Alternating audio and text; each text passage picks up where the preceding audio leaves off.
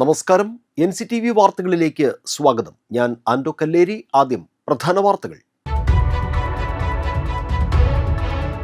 വരന്തരപ്പള്ളിയിൽ ബുധനാഴ്ച പൊള്ളലേറ്റ് മരിച്ച അർച്ചന ഭർത്തൃവീട്ടിൽ വലിയ തോതിൽ മാനസിക ശാരീരിക പീഡനങ്ങൾ അനുഭവിച്ചിരുന്നുവെന്ന് കുടുംബം. അച്ഛന്റെ പരാതിയിൽ ഭർത്താവ് അറസ്റ്റിൽ. ശ്രീലങ്കയിൽ ജനിച്ചു വളർന്ന് ഇന്ത്യയുടെ മരുമകളായ സുജീവയ്ക്ക് തദ്ദേശ തെരഞ്ഞെടുപ്പിൽ കന്നിവോട്ട്. തദ്ദേശ തെരഞ്ഞെടുപ്പ് സംസ്ഥാനത്ത് ഡ്രൈഡേ ഉത്തരവിറങ്ങി. വോട്ടെണ്ണൽ ദിനത്തിലും ഡ്രൈഡേ ആചരിക്കും. വെള്ളിക്കുളങ്ങര പ്രസന്റേഷൻ കോൺവെന്റ് ഹൈസ്കൂളിൽ അഖില കേരള ഇന്റർ സ്കൂൾ വോളിബോൾ ടൂർണമെന്റിന് തുടക്കമായി.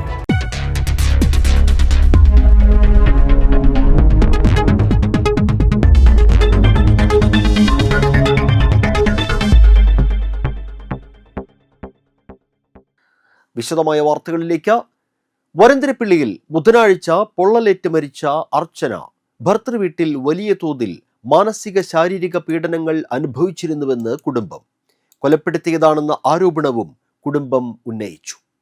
മാട്ടുമല മാക്കോത്ത് വീട്ടിൽ ഷാരോണിന്റെ ഭാര്യ 20 വയസ്സുള്ള അർച്ചനയെയാണ് കഴിഞ്ഞ ദിവസം തീ കൊളുത്തി മരിച്ച നിലയിൽ കണ്ടെത്തിയത്. മനക്കലക്കടവ് വെളിയത്തുംപറമ്പിൽ ഹരിദാസിന്റെയും ജിഷയുടെയും മകളാണ് മരിച്ച അർച്ചന. ആത്മഹത്യാ പ്രേരണ കുറ്റത്തിന് ഷാരോണിനെതിരെ പോലീസ് കേസെടുത്തിട്ടുണ്ട്. വരന്തരപ്പള്ളി പോലീസ് ഷാരോണിനെ കസ്റ്റഡിയിലെടുത്തു. 7 മാസം മുൻപായിരുന്നു ഷാരോണിന്റെയും അർച്ചനയുടെയും പ്രണയ വിവാഹം. അന്നു മുതൽ വീട്ടുകാരുമായി ബന്ധപ്പെടാൻ അനുവദിക്കാറില്ലായിരുന്നുവെന്ന് അച്ഛൻ ഹരിദാസ് പറഞ്ഞു.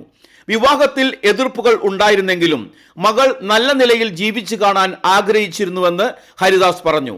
ഷാരോൺ സംശയത്തോടെയാണ് മകളെ കണ്ടിരുന്നതെന്നും ഫോൺ വിളിക്കാനും ഉപയോഗിക്കാനും അനുവദിച്ചിരുന്നില്ലെന്നും കുടുംബം പറഞ്ഞു. മകളെ ഒരിക്കൽ അളകപ്പനക്കാർ പോളിടെക്നിക്കിന് മുൻപിൽ വെച്ച് അടിച്ചിരുന്നുവെന്നും ഇത് ചോദ്യം ചെയ്തപ്പോൾ അർച്ചനയെ കൊല്ലുമെന്നും ആരും ചോദിക്കാൻ വരേണ്ട എന്നുമായിരുന്നു ഷാരോണിന്റെ പ്രതികരണമെന്നും കുടുംബം പറഞ്ഞു. അർച്ചനയുടെ മരണത്തിൽ പഴുതടച്ച അന്വേഷണം നടക്കണമെന്നും ഷാരോണിന്റെയും കുടുംബത്തിന്റെയും പങ്ക് പരിശോധിക്കണമെന്നും കുടുംബം ആവശ്യപ്പെട്ടു. കുടുംബാംഗങ്ങളുടെയും പഞ്ചായത്ത് അംഗം ബിന്ദു പ്രിയന്റെയും പ്രതികരണങ്ങളിലേക്ക്. മകള് നഷ്ടപ്പെട്ടത് ഞങ്ങളുടെ വേദന.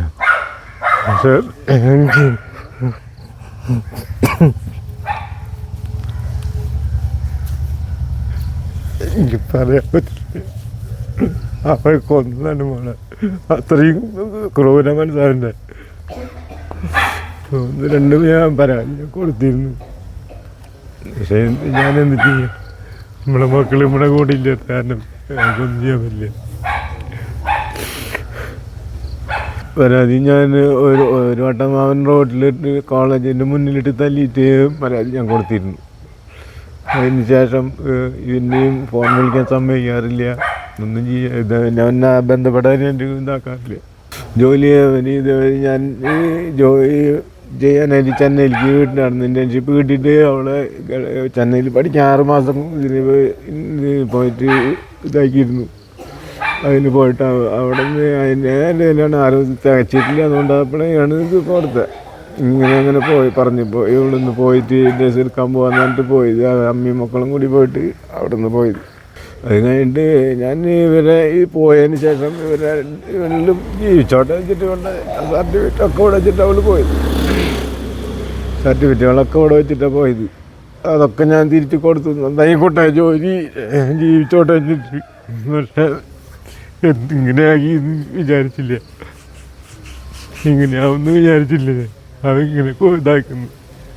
അവൻ പെയിൻറ്റ് പണിക്ക് അവൻ വെൽഡിങ്ങിനാണ്. ഇത്രയും ടിന്നറൊക്കെ വീട്ടിൽ കൊണ്ടുപോയിക്കേണ്ട ആവശ്യമില്ല. നാട്ടുകാർ പറയാറുണ്ട് അവിടെ ഭയങ്കര ശരി തല്ലും മഴക്കാണെന്നൊക്കെ പറയാറുണ്ട്. എന്നും കളം ഉണ്ടാവാറുണ്ടെന്നൊക്കെ പറയാറുണ്ട്. ഒരുപാട് എന്നും ഫോൺ വിളിക്കാൻ സമ്മതിക്കാറില്ല. നിങ്ങളെ വിളിച്ചപ്പോൾ എപ്പോഴും ഭയങ്കര സംശയമാണ് അവന്. എവിടേക്ക് പോകണമെങ്കിലും അവൻ ഉണ്ടാവും കൂടെ. എന്നിട്ട് കൂടെ കൊണ്ടുപോലും ഇതൊക്കെ ഭയങ്കര ഒരു ക്രൂര മനസ്സാണ് അവൻ. കഞ്ചാവ് കേസിലും ഒക്കെ പ്രതിയാന്ന് ഇതും ഇതൊക്കെ കാളവും ടീമായിട്ട് അവൻ്റെ ടീമുകളൊക്കെ തന്നെയാണ്. ഇതൊക്കെ അറിഞ്ഞ് ഞാൻ പറഞ്ഞു കൊടുത്തിട്ട് മോളെ നീ ഇതൊന്നും ചെയ്യല്ലേ, നീ എന്ത് ബുദ്ധിമുട്ടുണ്ട്, നീ വീട്ടിൽ പോകുന്നോളാം ഞാൻ പറഞ്ഞിട്ടുണ്ട് അവളോട്. വന്നില്ലല്ലോ, അവിടെ ഇങ്ങനെയാണല്ലോ വന്നത്. ഞങ്ങൾ രണ്ടാമത്തെ വട്ടം കേസ് കൊടുത്തതെന്ന് പറയുന്നത് അവളെ വിളിച്ചപ്പോൾ അവളെ തല്ലി എന്നുള്ളത് അറിഞ്ഞിട്ടാണ്. അതും ഞങ്ങളെ അറിയിച്ചത് ആ കോളേജിൻ്റെ സെക്യൂരിറ്റി ചേട്ടനാണ്. അപ്പോൾ അറിഞ്ഞപ്പോൾ തന്നെ അവളായിട്ട് എന്നെ സംസാരിക്കാൻ സമ്മതിക്കുന്നുണ്ടായിരുന്നില്ല അവൻ. പിന്നെയെന്ന് പറഞ്ഞാൽ അവൾക്ക് ഫോണില്ല, ഓൾറെഡി അവൻ്റെ ഒരു ഫോണുള്ളത്. ആ ഒരു ഫോണിലേക്ക് അവനെ വിളിച്ചാലും അവളുടെ അടുത്ത് സംസാരിക്കാനായിട്ട് വിളിച്ചാലും കിട്ടില്ല. അവൻ കൂടുതലും എടുക്കില്ല, ഞങ്ങളായിട്ട് ബന്ധപ്പെടാൻ സമ്മതിക്കാറുമില്ല അവൻ. ഞാൻ തല്ലിയെന്ന് പറഞ്ഞ് വിളിച്ചന്ന് അവൻ എന്നോട് പറയുകയും കൂടി ചെയ്തതാണ്, അവളെ കൊല്ലുന്നു. ഞാൻ പറഞ്ഞു, നിന്നെ കൊണ്ട് അതിനെ പറ്റുള്ളൂ, അല്ലാണ്ട് അവളെ നോക്കി നല്ല രീതിയിൽ ജീവിക്കാൻ പറ്റില്ല എന്ന് പറഞ്ഞ. എന്ത് നല്ല ഭാവി ഉണ്ടായിരുന്നറിയും. ആ ക്ലാസ് ബസ്സൊക്കെ ആയിരുന്നു. അവള് പ്ലേസ്മെന്റ് കിട്ടി ചെന്നൈയിൽ ജോലിക്ക് പോയി. ജോലിക്ക് പോലും പിന്നെ വിട്ടിട്ടില്ല. ബിടെക്കൊക്കെ എടുത്ത് അവൾക്ക് കാനഡയിൽ സെറ്റിലാവണം അങ്ങനെയൊക്കെ പറഞ്ഞിട്ടുണ്ടായിരുന്നു. അവള് കുറെ ഉപദ്രവിച്ചിട്ടുണ്ടെന്ന് തോന്നുന്നുണ്ട്. അവനെന്തോ ടോർച്ചർ ചെയ്ത് അവളെ ഇപ്പം അല്ലാണ്ട് പേടിപ്പിച്ച് നിർത്തണ പോലെ തോന്നിയിട്ടുള്ള. എപ്പോഴും വിളിക്കുമ്പോഴും സംസാരിക്കുമ്പോഴൊക്കെ ഞങ്ങളായിട്ട് അടുപ്പിക്കാൻ സമ്മതിക്കുന്നുണ്ടായിരുന്നില്ല അവളെ. ഞങ്ങളോട് ആകെ ദേഷ്യം പോലെ ആക്കി അവളെ. ഇങ്ങോട്ട് വരാനും ഇഷ്ടമില്ലാണ്ടായ പോലെ. സ്വന്തമായിട്ട് കണ്ടിരുന്നോ? ഞാൻ അവളെ അവസാനമായിട്ട് കാണുന്നതെന്ന് മാത്രം അവള് പോകണമെന്ന് അവൻ്റെ കൂടെ പോവാന്ന് പറഞ്ഞിട്ട് സ്റ്റേഷനിൽ ഞങ്ങൾ കേസ് കൊടുത്തന്ന് മാത്രം അവളെ കണ്ടിട്ടുള്ളൂ. പിന്നെ ഞാൻ ഇതുവരെ കണ്ടിട്ടില്ല. എൻ്റെ അടുത്ത് സംസാരിക്കാൻ പോലും സമ്മതിക്കാറില്ല. സംഭവം ഒരു 7 മാസം മുമ്പ് മോള് ഒരു പയ്യനുമായിട്ട് സ്നേഹമായിട്ട് പോയി എന്നുള്ളത് മാത്രമാണ് നമുക്കറിയാം. പിന്നെ ആ കുട്ടി അത്യാവശ്യം കഞ്ചാവും കാര്യങ്ങളൊക്കെ ഉള്ളതാണെന്ന് നാട്ടുകാർ മൊത്തം പറയുന്നൊരു കാര്യമാണ്. അപ്പോൾ അതിൻ്റെ ഭാഗമായിട്ട് അവർ കുഴപ്പമില്ലാണ്ടൊക്കെ നമ്മളിടയ്ക്കൊക്കെ കാണാറുണ്ട് വരാം. പക്ഷെ കുഴപ്പമില്ലാണ്ട് ഹാപ്പി ആയിട്ട് തന്നെയാണ് അവരെ കണ്ടിട്ടുള്ളത്. ഇപ്പോൾ കഴിഞ്ഞ ദിവസം പോലും നമ്മൾ നേരിട്ട് കണ്ടതാണ്. കുറേ കഞ്ചാവ് കേസ് അതുപോലെയുള്ള കുറേ കേസുകളിലൊക്കെ ഈ കുട്ടി, ഈ ഷാരോൺ എന്ന് പറഞ്ഞുള്ള പയ്യൻ പ്രതിയാണ്. അത് പോലീസ് കേസും കാര്യങ്ങളെല്ലാം ഉണ്ട്. ഇവർ പോയതിന് ശേഷം ഇവിടെ അളഗപ്പ സ്കൂളിൻ്റെ അവിടെ വെച്ചെങ്ങാണ്ട് ഈ കുട്ടീനെ തല്ലൊക്കെ ഉണ്ടായിട്ട് ഇവരുടെ അച്ഛനും അമ്മയൊക്കെ അറിഞ്ഞ് അവർ ചെന്ന് പോലീസ് സ്റ്റേഷനിൽ പരാതിയൊക്കെ കൊടുത്തിരുന്നു. അങ്ങനെ 1-2 പരാതികൾ ഈ പയ്യനെതിരെ അച്ഛനമ്മമാർ കൊടുത്തിട്ടുണ്ട്. അപ്പോൾ മാനസികമായിട്ട് ശാരീരികമൊക്കെ ആയിട്ട് ആ കുട്ടിക്ക് നല്ല പീഡനമായിരുന്നു.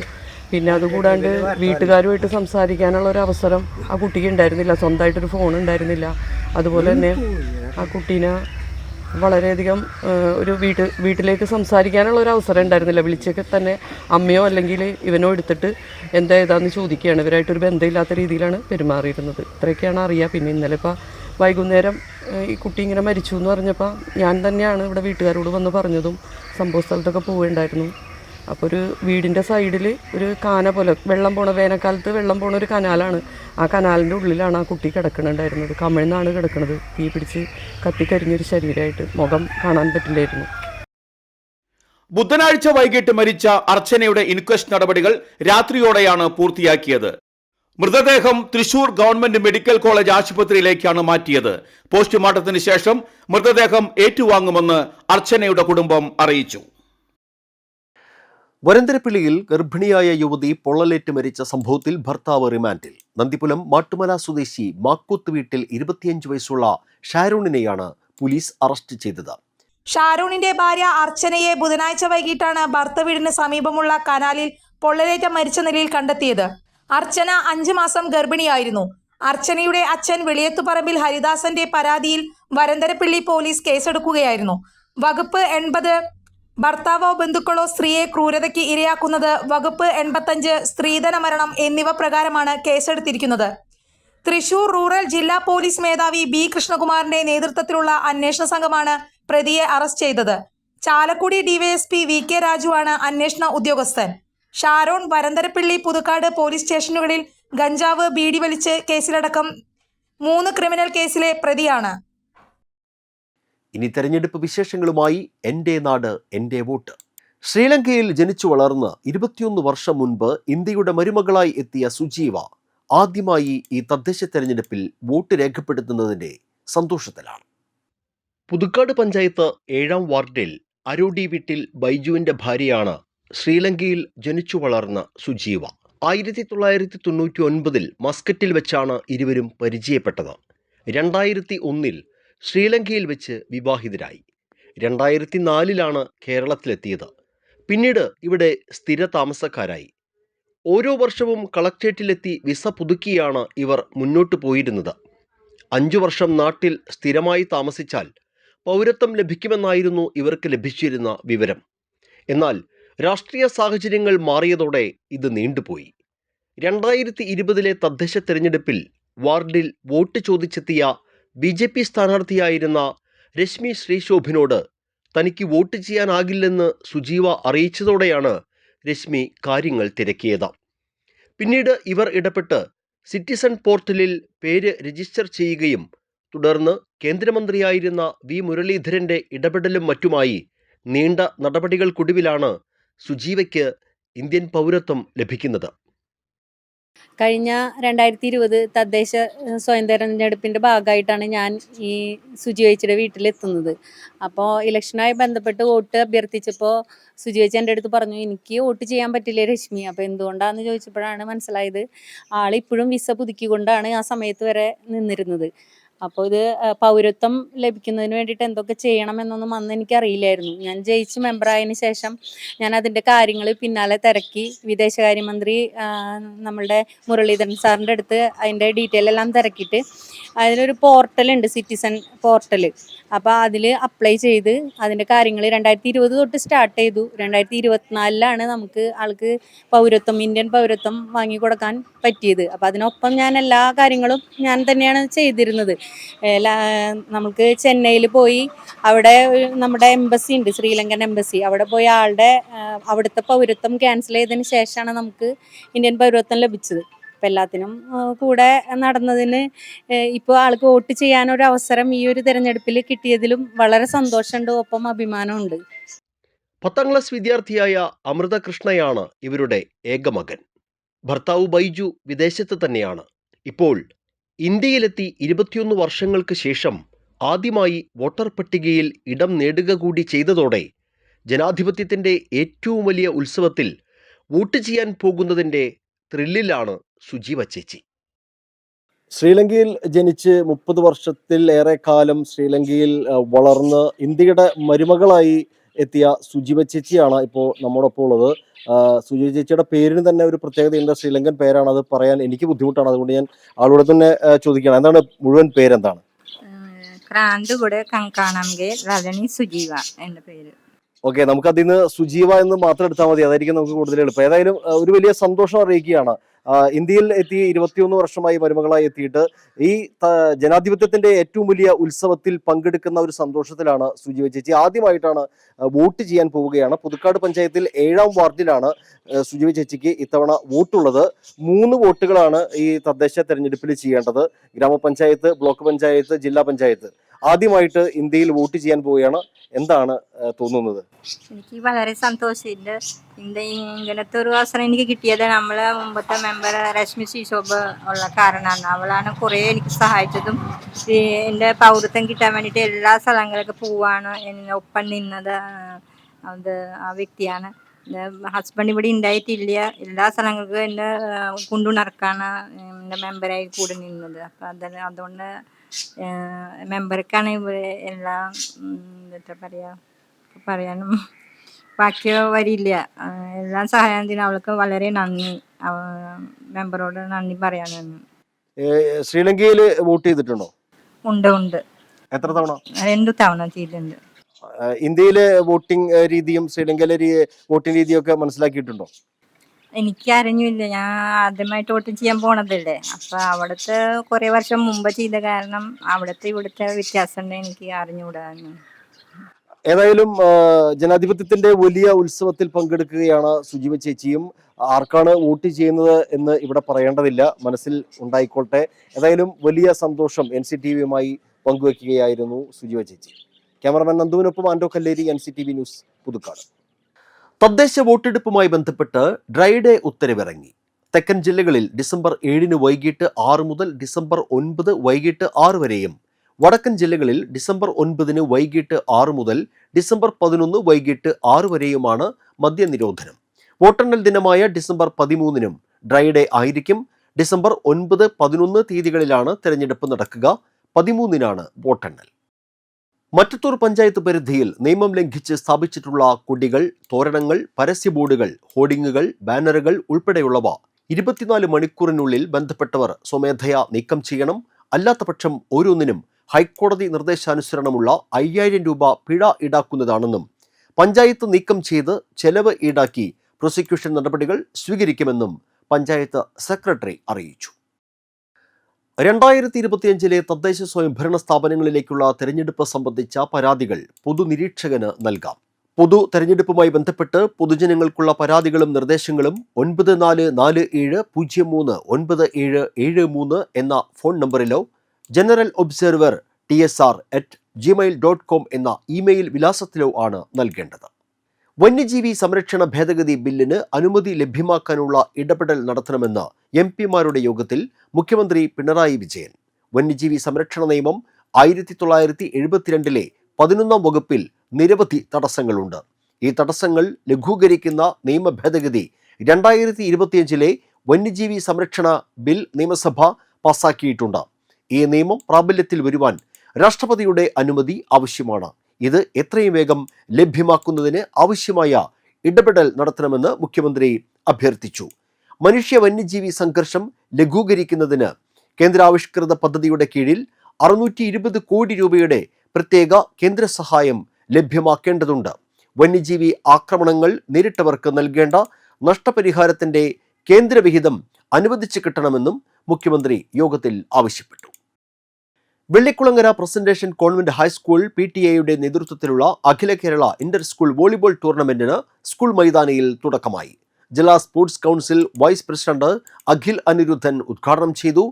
അൽബേർണിയ province assistant provincial sister Vinaya Bastian അധ്യക്ഷത വഹിച്ചു.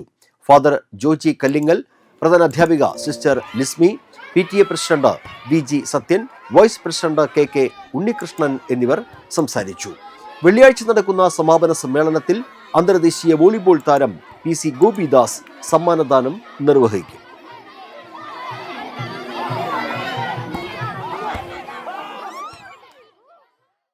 അമ്പല്ലൂർ ടൗൺ കോഓപ്പറേറ്റീവ് സൊസൈറ്റിയുടെ സ്ഥാപക ബോർഡ് അംഗവും സൊസൈറ്റിയുടെ മുൻ പ്രസിഡന്റുമായിരുന്ന MD ജോർജിന്റെ 2ാം ചരമവാർഷിക ദിനമായ വെള്ളിയാഴ്ച അമ്പല്ലൂർ ടൗൺ കോഓപ്പറേറ്റീവ് സൊസൈറ്റിയുടെ നേതൃത്വത്തിൽ അനുസ്മരണ സമ്മേളനം സംഘടിപ്പിക്കും. സൊസൈറ്റി ഹാളിൽ ഉച്ചതിരിഞ്ഞ് 3:30 നടക്കുന്ന യോഗം സനീഷ് കുമാർ ജോസഫ് MLA ഉദ്ഘാടനം ചെയ്യും. Amballoor town cooperative society president Santhosh Nampadan അധ്യക്ഷത വഹിക്കും. പുതുക്കാട് ഗ്രാമപഞ്ചായത്ത് പ്രസിഡന്റ് KM ബാബുരാജ് അനുസ്മരണ പ്രഭാഷണം നടത്തും. കുപ്രസിദ്ധ ഗുണ്ടയെ കാപ്പ ചുമത്തി നാടുകടത്തി. വലപ്പാട് പോലീസ് സ്റ്റേഷൻ പരിധിയിലെ കുപ്രസിദ്ധ ഗുണ്ട തൃപ്രയാർ നാട്ടിക ചേർക്കര തണ്ടയാൻ വീട്ടിൽ ബിനു സ്വയനെയാണ് കാപ്പ നിയമപ്രകാരം 6 മാസത്തേക്ക് നാടുകടത്തിയത്. തൃശൂർ റൂറൽ ജില്ലാ പോലീസ് മേധാവി B കൃഷ്ണകുമാർ നൽകിയ ശുപാർശയിൽ തൃശൂർ റേഞ്ച് DIG ഹരിശങ്കറാണ് കാപ്പ പ്രകാരമുള്ള ഉത്തരവ് പുറപ്പെടുവിച്ചത്. ബിനു സ്വയൻ വലപ്പാട് ഇരിങ്ങാലക്കുട പോലീസ് സ്റ്റേഷനുകളിലായി ഒരു ഗാർഹിക പീഡന കേസും ഒരു അടിപിടി കേസുമടക്കം 5 ക്രിമിനൽ കേസുകളിലെ പ്രതിയാണ്. Valappad police station inspector K Anilkumar, sub inspector Hari, civil police officer Subi Sebastian എന്നിവർ കാപ്പ ചുമത്തുന്നതിനും ഉത്തരവ് നടപ്പാക്കുന്നതിനും പ്രധാന പങ്ക് വഹിച്ചു. സംസ്ഥാനത്ത് സ്വർണ്ണവില താഴ്ന്നു. ആഭരണ പ്രേമികൾക്കും വിവാഹാവശ്യങ്ങൾക്കും മറ്റും സ്വർണം വാങ്ങുന്നവർക്ക് ആശ്വാസമായാണ് സ്വർണ്ണവിലയിൽ മാറ്റം. പവന് 120 രൂപ കുറഞ്ഞ് 93,680 രൂപയും ഗ്രാമിന് 15 രൂപ കുറഞ്ഞ് 11,710 രൂപയുമായി. 2 ദിവസത്തിനിടെ 2000-ലധികം രൂപ വർദ്ധിച്ചതിന് ശേഷമാണ് വ്യാഴാഴ്ച നേരിയ മാറ്റം ഉണ്ടായിരിക്കുന്നത്. അതേസമയം വെള്ളിക്ക് വില കൂടിയിട്ടുണ്ട്. ബുധനാഴ്ച 167 രൂപയായിരുന്നു വില. വ്യാഴാഴ്ച 3 രൂപ വർദ്ധിച്ച് 170 രൂപയാണ് വെള്ളിയുടെ വിപണി നിരക്ക്. ഇനി കാണാം ഇൻഫോടോക്ക്.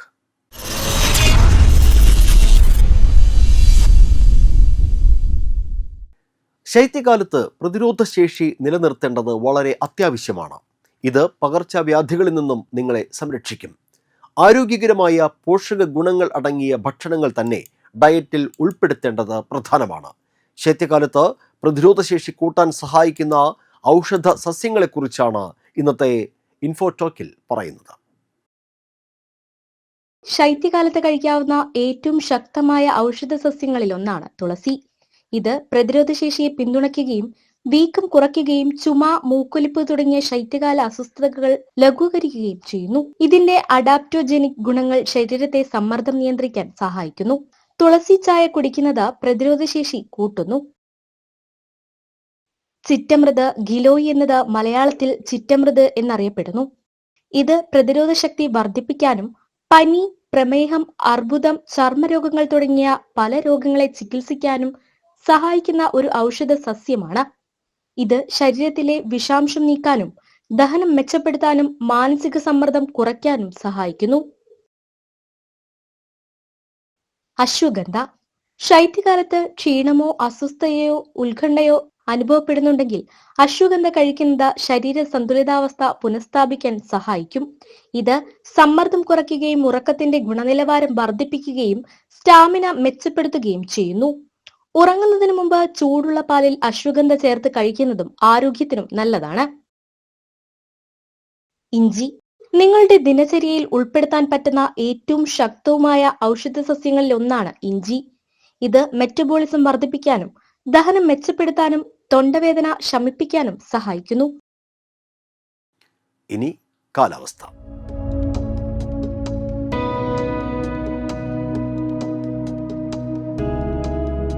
കൂടിയ താപനില 30 ഡിഗ്രി സെൽഷ്യസ്, കുറഞ്ഞ താപനില 23 ഡിഗ്രി സെൽഷ്യസ്. ചാലക്കുടി കൃഷ്ണ ജ്വല്ലറിയിൽ ഇന്നത്തെ സ്വർണ്ണവില. സ്വർണ്ണവില നിങ്ങൾക്കായി സമർപ്പിക്കുന്നത് അപ്പസ്വർണം ആഡംബരവുമാണ്, സമ്പാദ്യവുമാണ്. സ്വർണം കയ്യിലുണ്ടേ അതൊരു ധൈര്യവുമാണ്. Krishna jewellery, golden diamonds, Chalakudy. ഹൃദയങ്ങൾ കീഴടക്കിയ വിശ്വാസം. സ്വർണം ഗ്രാമിന് 11,710 രൂപ, പവന് 93,680 രൂപ. ഉപ്ലയം വെള്ളാരംകുന്ന് കുന്നത്തുപറമ്പിൽ പരേതനായ ശങ്കരൻ ഭാര്യ തങ്കമണി അന്തരിച്ചു. 94 വയസ്സായിരുന്നു. സംസ്കാരം നടത്തി. സുബ്രഹ്മണ്യൻ, സുകുമാരി, സുരേഷ് കുമാർ, പരേതനായ സുരേന്ദ്രൻ എന്നിവർ മക്കളും. കോമളം, കമല, മാലതി, പരേതനായ അജയ് ഘോഷ് എന്നിവർ മരുമക്കളുമാണ്. പ്രധാന വാർത്തകൾ വീണ്ടും. വരന്തരപ്പള്ളിയിൽ ബുധനാഴ്ച പൊള്ളലേറ്റ് മരിച്ച അർച്ചന ഭർത്തൃവീട്ടിൽ വലിയ തോതിൽ മാനസിക ശാരീരിക പീഡനങ്ങൾ അനുഭവിച്ചിരുന്നുവെന്ന് കുടുംബം. അച്ഛന്റെ പരാതിയിൽ ഭർത്താവ് അറസ്റ്റിൽ. ശ്രീലങ്കയിൽ ജനിച്ചു വളർന്ന് ഇന്ത്യയുടെ മരുമകളായ സുജീവയ്ക്ക് തദ്ദേശ തെരഞ്ഞെടുപ്പിൽ കന്നിവോട്ട്. തദ്ദേശ തെരഞ്ഞെടുപ്പ് സംസ്ഥാനത്ത് ഡ്രൈഡേ ഉത്തരവിറങ്ങി. വോട്ടെണ്ണൽ ദിനത്തിലും ഡ്രൈഡേ ആചരിക്കും. വെള്ളിക്കുളങ്ങര പ്രസന്റേഷൻ കോൺവെന്റ് ഹൈസ്കൂളിൽ അഖില കേരള ഇന്റർ സ്കൂൾ വോളിബോൾ ടൂർണമെന്റിന് തുടക്കമായി.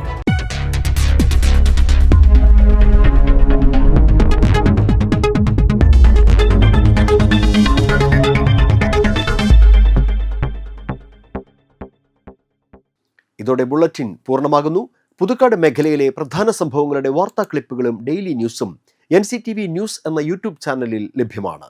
ന്യൂസ് ബുള്ളറ്റിൻ എല്ലാ ദിവസവും രാത്രി 9 മുതൽ യൂട്യൂബിൽ ലഭ്യമാണ്. വാർത്തകൾക്കും അപ്ഡേറ്റുകൾക്കും nctvnews.com എന്ന വെബ്സൈറ്റും NCTV ന്യൂസ് എന്ന ഇൻസ്റ്റഗ്രാം പേജും ഫോളോ ചെയ്യുക. പുതുക്കാട് നിയോജകമണ്ഡലം, കൊടകര ബ്ലോക്ക് പഞ്ചായത്ത് പരിധികളിലെ സമഗ്ര വാർത്തകൾ അറിയാൻ NCTV ന്യൂസ് എന്ന യൂട്യൂബ് ചാനൽ സബ്സ്ക്രൈബ് ചെയ്യുക. നമസ്കാരം.